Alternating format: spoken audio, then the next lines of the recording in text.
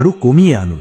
এরপর নবীজি আবার আল্লাহর দরবারে ফিরে যেতে লাগলেন। তিনি আল্লাহর কাছে গিয়ে নামাজের ওয়াক্তের সংখ্যা কমানোর আরজ করলেন। তখন আল্লাহ দয়া করে কিছু ওয়াক্ত নামাজ কমিয়ে দিলেন। তারপর নবীজি আবার মুসা আলাইহিসসালামের কাছে ফিরে এলেন, কিন্তু মুসা আলাইহিসসালাম বললেন, এটাও অনেক বেশি, তারা পারবে না, আপনি দয়া করে আবার যান। এভাবে নবীজি একবার মুসা আলাইহিসসালামের কাছে আসেন আর একবার আল্লাহর কাছে ফিরে যান। মহান রব প্রতিবারই কিছু কিছু ওয়াক্ত করে কমিয়ে দেন। অবশেষে 50 থেকে কমতে কমতে নামাজের সংখ্যা দাঁড়ালো মাত্র 5 ওয়াক্তে। নবীজি যখন 5 ওয়াক্তের নির্দেশ নিয়ে ফিরছিলেন, তখনও মুসা আলাইহিসসালাম বললেন, হে আল্লাহর নবী, আমি আমার উম্মতকে এর চেয়ে কম বিধানেও ব্যর্থ হতে দেখেছি, আপনি আরও একবার যান এবং আরও কমিয়ে আনুন। তখন নবীজি অত্যন্ত বিনয়ের সাথে মাথা নিচু করে বললেন, হে মুসা, আমি আমার রবের কাছে এতবার গিয়েছি যে এখন আমি লজ্জা বোধ করছি, আমি আর চাইতে পারবো না।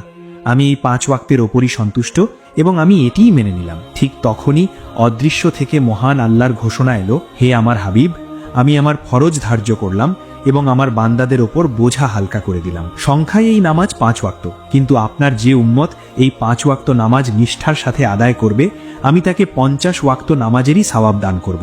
আমার কথার কোনো নড়চড় হয় না। সুবহানাল্লাহ। অতঃপর নামাজের বিধান চূড়ান্ত হওয়ার পর সফরের পরবর্তী অংশ শুরু হলো। এবার জিব্রাইল আলাইহিসসালাম নবীজিকে নিয়ে চললেন জান্নাত ও জাহান্নামের দৃশ্য দেখাতে।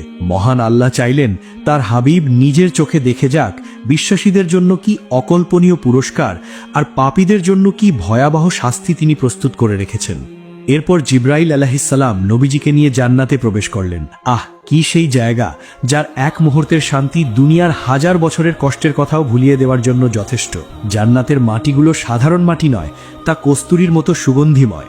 সেখানকার পাথরগুলো সাধারণ পাথর নয়, বরং লুলু ও মুক্তা দিয়ে তৈরি। সেখানে এক বিশেষ নহর প্রবাহমান, যার 2 তীরে মণিমুক্তার তৈরি তাঁবু সাজানো। জিব্রাইল আলাইহিসসালাম তখন নবীজিকে বললেন, ইয়া রাসূলুল্লাহ, এটাই নাহলে কাউসার যা আল্লাহ আপনাকে উপহার দিয়েছেন। সেই নহরের পানি দুধের চেয়েও সাদা, মধুর চেয়েও মিষ্টি এবং বরফের চেয়েও শীতল। নবীজি সেই জান্নাতের নিয়ামত দেখে উম্মতের জন্য প্রশান্তি অনুভব করলেন। কিন্তু এরপরই জিব্রাইল আলাইহিসসালাম নবীজিকে জাহান্নামের দৃশ্য দেখাতে নিয়ে এলেন। তখন নবীজি জাহান্নামের ভেতরে কিছু মানুষকে দেখতে পেলেন যাদের নখগুলো তামার তৈরি। তারা সেই ধারালো নখ দিয়ে নিজেদের মুখমণ্ডল ও বুকের মাংস খামচে ছিঁড়ে ফেলছে।